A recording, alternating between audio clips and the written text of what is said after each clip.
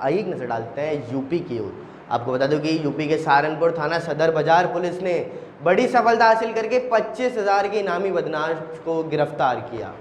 सहारनपुर के अंदर वरिष्ठ पुलिस अधीक्षक डॉक्टर एस चन्नप्पा के निर्देशन में तथा अपर पुलिस अधीक्षक विनीत भटनागर ने प्रेस वार्ता कर जानकारी देते हुए बताया कि अपराधियों के धर पकड़ अभियान के अंतर्गत 4 वर्षों से फरार चल रहे अभियुक्त दानिश पुत्र फारूक निवासी घाना थाना कोतवाली देहात सहारनपुर को मुखबिर की सूचना के आधार पर रोडवेज बस स्टैंड से सुबह 9:30 बजे गिरफ्तार करने में पुलिस को बड़ी सफलता हाथ लगी है, जिसमें 25,000 के इनामी बदमाश को दबोचा, जिसके संबंध में थाना सदर बाजार को विभिन्न धाराओं में मुकदमे पंजीकृत किए गए हैं।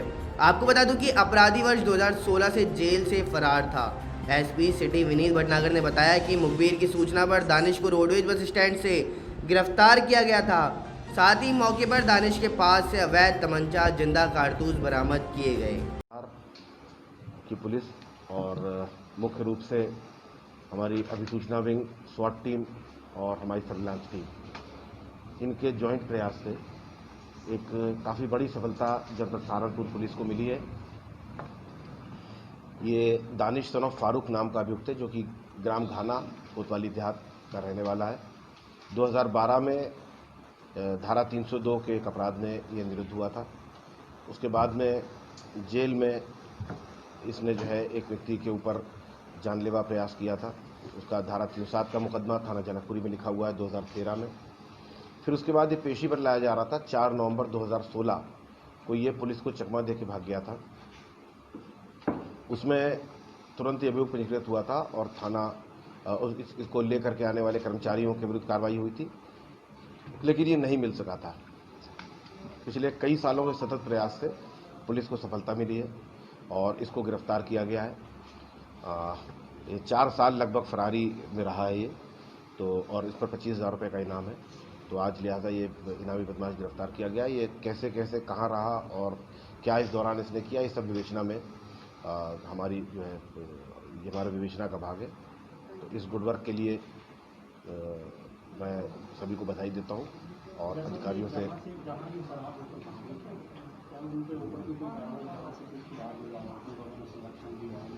जैसा कि मैंने आपसे कहा कि ये वो भी हमारी विवेचना का विषय है कि ये किस दौरान कहाँ पर रहा है। जहाँ पर रहा है उनको जानकारी थी कि नहीं कि ये कौन व्यक्ति है, उनके विरुद्ध भी जो है विवेचना के आधार पर साक्ष्यों में कार्रवाई की जाएगी। दौसा जिले के उपखंड रामगढ़ बचवारा से बड़ी खबर सामने आ रही है। आपको बता दूं कि ग्राम पंचायत रामगढ़ बचवारा में गांव की सरकार की बिचने लगी है चौसर। जी हां, गांव की सरकार की बिचने लगी चौसर।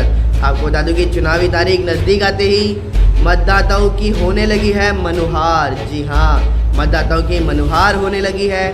साथ ही सरपंच प्रत्याशी मतदाताओं के घर घर लगा है ढोक। पंचायत पुनर्गठन के बाद रामगढ़ बचवारा सरपंच की सीट बनी है खास। जी हाँ, रामगढ़ बचवारा सरपंच की सीट खास बनती हुई नजर आई है। साथ ही ग्राम पंचायत रामगढ़ बचवारा में 5,652 मतदाता करेंगे सरपंच व वार्ड पंचों के भाग्य का फैसला। आपको बता दूं कि पंचायत रामगढ़ बचवारा सरपंच की सामान्य सीट होने से घमासान मचा हुआ है।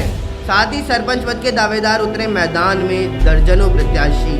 रामगढ़ बचवारा को पंचायत समिति का दर्जा मिलने से सरपंच की सीट भी खास बनती हुई नजर आ रही है।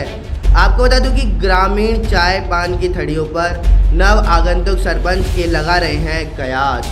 गली मोहल्ले और ढाणियों में दस्तक भी दे रहे हैं प्रत्याशी। जी हाँ, गली मोहल्ले और ढाणियों में प्रत्याशी दस्तक दे रहे हैं और कोई प्रत्याशी सुबह की भौर में तो कोई रात के अंधेरे में वोटरों को लगे हैं लुभाने में। साथ ही लोकल चुनाव होने से मतदाता सभी को आशीर्वाद दे रहे हैं। कौन बनेगा गांव का मुखिया, ये तो आने वाला कल ही बताएगा। आइए एक नजर डालते हैं 12 जिले की ओर। आपको बता दूं कि 12 जिले में रेलवे निजीकरण के विरोध में यूनियन ने विशाल रैली व प्रदर्शन किया।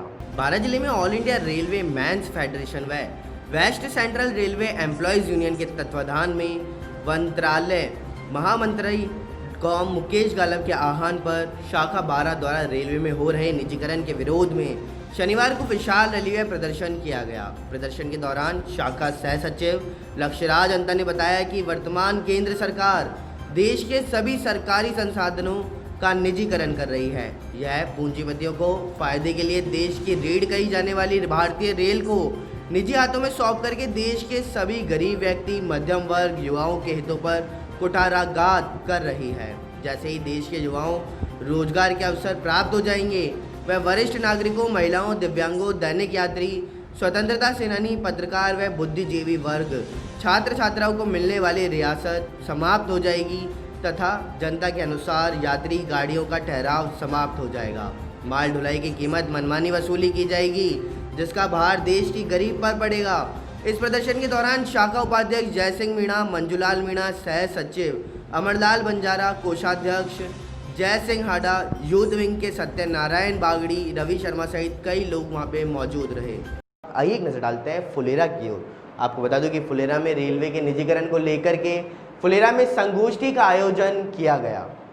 रेल नगरी फुलेरा में रेलवे की 4 शाखाएं, north western railway employees union, AIRF, HMS व ITF के बैनर तले रेलवे के हो रहे निजीकरण के कारण लेकर संगोष्ठी का आयोजन हुआ है।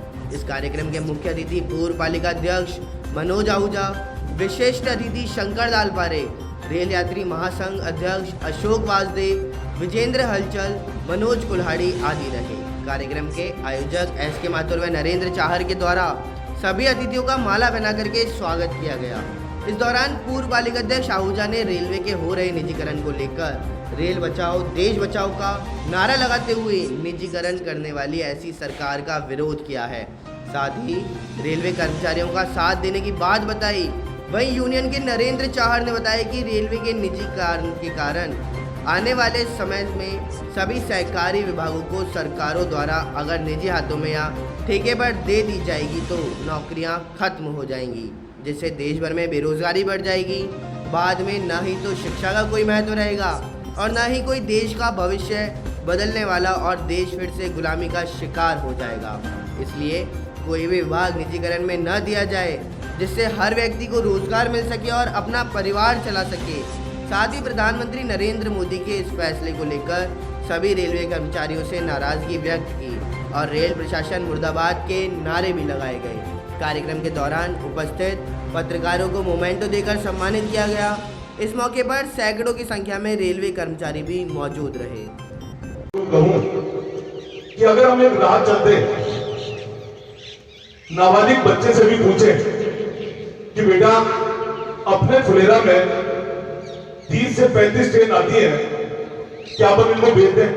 हम मालिक बनकर उससे बात करें कि क्या बेटा हम इसको भेज दें, तो उसका एक ही जवाब होगा कि अंकल फिर रेल आना बंद हो जाएगी फुलेरा में। टाटा जी का वो पढ़ रहा था लेख, उसमें मैंने इंटरव्यू दिया था। इंटरव्यू यह था कि जब मैं एयर इंडिया की फ्लाइट जब जाता था तो बहुत अच्छी हुआ करती थी, लेकिन जब से यह प्राइवेटाइजेशन निजीकरण आया उनसे भी अच्छी थी, चाहे इंडिगो थी, चाहे सहारा थी, चाहे XYZ कोई भी थी। लेकिन हमारे जो मंत्री हैं कान में बैठ के कान में उंगली करके डंडा दे दे करके बोला कि तुम अगर इस तरह की सुविधाएं दोगे तो प्राइवेट एयरलाइंस में कौन जाएगा। बोले इस तरह से एयरलाइंस की सुविधाओं को धीरे धीरे खत्म कर दिया गया और जब सुविधाएं निम्न स्तर की देने लग गए तब तो जिले के सिकंदरा से बड़ी खबर सामने आई। पंचायती राज चुनाव को लेकर के सरगर्मियां तेज हो गई हैं। जी हां, सरगर्मियां तेज हो गई हैं चुनावी को लेकर के। आपको बता दूं, सरपंच प्रत्याशी घर घर जनसंपर्क कर टटोल रहे हैं मतदाताओं की नब्ज। साथ ही किसकी किस्मत में होगा राजयोग, जनता करेगी यह फैसला। जी हाँ, किसकी किस्मत में होगा राजयोग, यह जनता फैसला करेगी। साथ ही प्रत्याशियों द्वारा मतदाताओं को रिझाने के लिए किए जा रहे हैं तरह तरह के वादे। आपको बता दूं कि सहारनपुर के अंदर भारतीय किसान यूनियन अखंड के वरिष्ठ राष्ट्रीय अध्यक्ष के नेतृत्व में किसानों की समस्याओं को लेकर के जिलाधिकारी को ज्ञापन सौंपा गया। सहारनपुर के अंदर भारतीय किसान यूनियन उपखंड अखंड युवा राष्ट्रीय अध्यक्ष नीरज चौधरी के नेतृत्व में मासिक मीटिंग आज सहारनपुर कलेक्टर परिसर में हुई, जिसमें अध्यक्षता ठाकुर वेदपाल राणा व संचालन तकी चौधरी ने किया। जिसमें युवा राष्ट्रीय अध्यक्ष नीरज चौधरी ने कहा कि कोरोना महामारी में भाजपा सरकार ने 3 कृषि अध्यादेश लागू कर दिए हैं। जिन किसानों के लिए अध्यादेश लागू किए गए उनसे एक बार भी बातचीत नहीं की, जिससे किसानों को चिंता होने लगी है कि इन आदेशों में कुछ गोलमाल है। इसलिए पूरे देश का किसान इन कृषि अध्यादेश के खिलाफ सड़क पर उतरने के लिए मजबूर है। किसान बर्बाद हो जाएगा, खेती पहले से ही घाटे का सौदा है। भारतीय किसान यूनियन अखंड इनका विरोध करती है और इन अध्यादेशों का पुतला दहन करती है। साथ ही हमारी निम्न मांगे हैं कि कृषि के तीनों अध्यादेश को वापस लिया जाए, स्वामीनाथन रिपोर्ट C2 के आधार पर लागू की जाए, MSP पर कानून लागू किया जाए कि MSP से नीचे कोई भी व्यापारी माल खरीदता है तो उसके खिलाफ कठोर कार्रवाई की जाए। गन्ना मूल्य भुगतान गन्ना एक्ट के अनुसार 14 दिन के बाद ब्याज सहित दिया जाए। गन्ना मूल्य लागत को देखते हुए गन्ने का भाव 500 प्रति क्विंटल किया जाए। जनपद सहारनपुर गागालेडी देवबंद हाईवे पर कॉल की सरकार पर बनाए जा रहे टोल प्लाजा को जनहित को देखते हुए निरस्त किया जाए। साथ ही किसान मजदूर 60 वर्ष के बाद वृद्धा पेंशन 5,000 रुपये प्रतिमाह की जाए। इस मौके पर प्रदेश महासचिव अनिल चौहान, युवा राष्ट्रीय अध्यक्ष नीरज चौधरी, जसवीर चौधरी, जिला उपाध्यक्ष पवन कुमार राणा, AK त्यागी, जिला अध्यक्ष सहारनपुर, वेदपाल सिंह, विनय कुमार, अमित राणा, सोमवीर सिंह राणा, जगत राम आदि मौजूद रहे। आपका नाम? नीरज चौधरी, युवा राष्ट्रीय अध्यक्ष BKU अखंड। आज का कार्यक्रम? आज हमारे कार्यक्रम था ये जो 3 भाजपा सरकार जो 3 काले अध्यादेश लाए हैं उसका आज हमने पुतला फूंका है और भाजपा सरकार से मांग करते हैं कि इन अध्यादेशों को वापस लिया जाए। आगे अगर नहीं मानते फिर क्या करें? जितने भी देश के संगठन हैं सारे संगठन एकजुट हैं, चाहे वो पंजाब हो, हरियाणा हो, उत्तराखंड हो, UP हो, हम सभी संगठन मिलकर जो है इसके खिलाफ जो है सड़कों पर उतरने के लिए क्या मांगे? ये जो 3 काले अध्यादेश हैं ये वापस लिए जाए। जैसे कि इन्होंने क्या है तो मंडियाँ ख़त्म कर दी, MSP ख़त्म करने को जा रहे, एक ये वो है एकल मतलब पूरे देश का ऐसा कानून लागू कर रहे हैं जो पूरे देश में जो है उससे क्या होता है कि ये बीचों बड़ी बड़ी कंपनियाँ आएंगी जो किसानों का माल खरीदेंगी। वो गलत है, किसान जो है MSP लागू होना चाहिए। आइए एक नज़र डालते हैं बूंदी जिले की ओर। आपको बता दूं कि बूंदी जिले के इंडौली में हाई टेंशन लाइन का तार टूटने से बड़ा हादसा होते होते टला। इंडौली कस्बे के भैरू जी का बरड़ा से घरों की छत को छूती हुई गुजर रही 11 kV हाई टेंशन लाइन बहुत ज़्यादा हार्ड लोड के कारण बार बार तार टूट जाता है, जिस कारण कई बार बड़ा हादसा होते होते बचा है। विद्युत विभाग में कई बार इसकी शिकायत की, लेकिन विभाग ने कोई कार्यवाही नहीं करते हुए वापस से तार जोड़कर सप्लाई चालू कर देते हैं। शुक्रवार के दिन सुबह 9 बजे तार टूट गया। विभाग के कर्मचारियों ने लापरवाही बरतते हुए तार जोड़कर शाम 5 बजे लाइन चालू कर दी। हाई लोड के कारण हाई करंट से तार टूट गया, जिससे घर में काम कर रही महिलाओं को करंट लग गया, जिससे हाथ पीठ भी जल गई है। बार बार विभाग के द्वारा बढ़ती जा रही लापरवाही से लोगों में भारी आक्रोश भी है और जब तक उनके घरों से गुजरने वाली लाइन को हटा नहीं दिया जाता तब तक लाइन नहीं जोड़ने देंगे। कई बार क्षेत्रवासियों ने हाई टेंशन लाइन को शिफ्ट करने के लिए विद्युत विभाग से गुजारिश की, लेकिन अभी तक विद्युत विभाग के कान पर जू तक नहीं रेंगी है। शायद विभाग किसी हादसे का इंतज़ार कर रहा है। और उधर डिस्कॉम के JEN विजेंद्र पाड़िया ने बताया कि टूटी लाइन को ठीक करवा दिया गया। कस्बे के मकानों के ऊपर निकल रही लाइनों के शिफ्टिंग का प्रपोजल बना करके भेज दिया।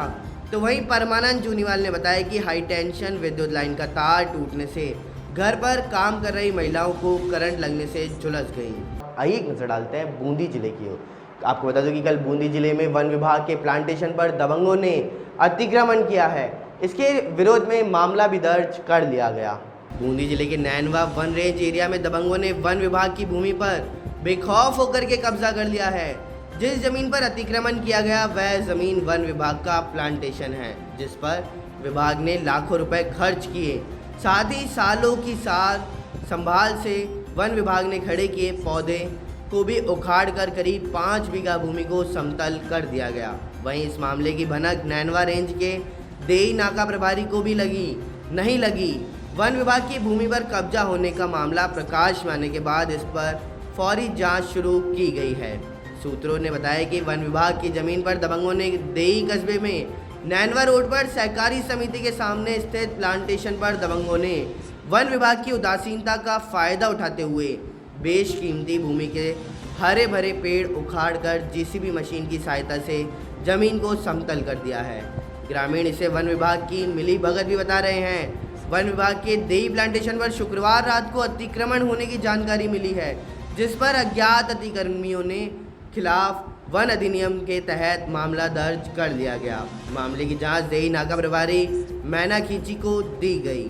आपको बता दूं कि इधर वन नाका प्रभारी मैना खींची ने बताया कि हमारे प्लांटेशन के अंदर अज्ञात व्यक्तियों द्वारा रात्रि को बुलडोजर चलाकर हरे पेड़ पौधे नष्ट कर दिए हैं, जिनके खिलाफ वन विभाग अधिनियम 1953 एक्ट के तहत धारा 32-33 में मुकदमा भी दर्ज कर अनुसंधान जारी है।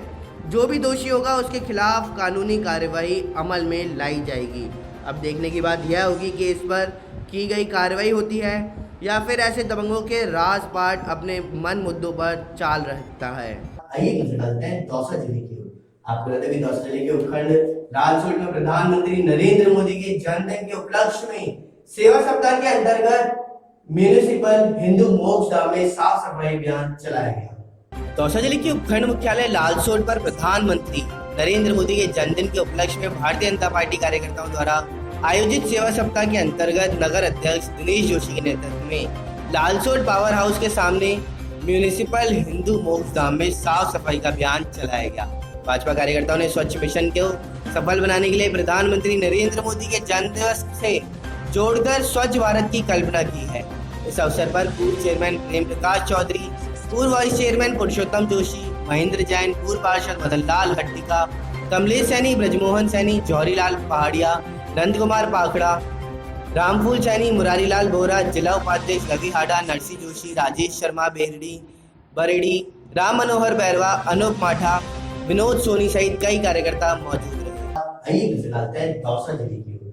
आपको बता दें कि दौसा जिले के उपखंड रामगढ़ बचवाड़ा में पटवार संघ उपशाखा राहुआस के निर्विरोध अध्यक्ष बने हैं किशोर कुमार मीणा। दौसा जिले के उपखंड मुख्यालय रामगढ़ बचवाड़ा में राजस्थान उपशाखा राहुआस व रामगढ़ बचवाड़ा उपशाखा के रिक्त पड़े 3 पदों के चुनाव संपन्न हुए हैं। राजस्थान पटवार संघ के बैनर तले चुनाव अधिकारी राम खिलाड़ी मीणा व कल्याण सहाय मीणा की मौजूदगी में उपखंड कार्यालय रामगढ़ बचवाड़ा पर राजस्थान पटवार संघ उपशाखा राहुआस व रामगढ़ बचवाड़ा उपशाखा मंत्री की कार्यकारिणी का निर्विरोध गठन किया गया।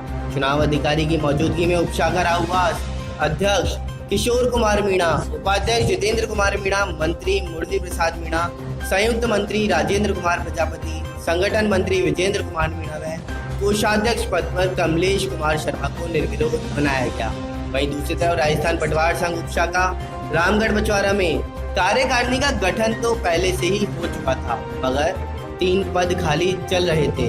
उनका भी दौसा से आए चुनावी अधिकारियों की मौजूदगी में मंत्री पद पर नवीन कुमार शर्मा, संगठन मंत्री श्रवण कुमार गुर्जर व कोषाध्यक्ष पद पर भौरी लाल जांगीर को निर्वाचित किया गया।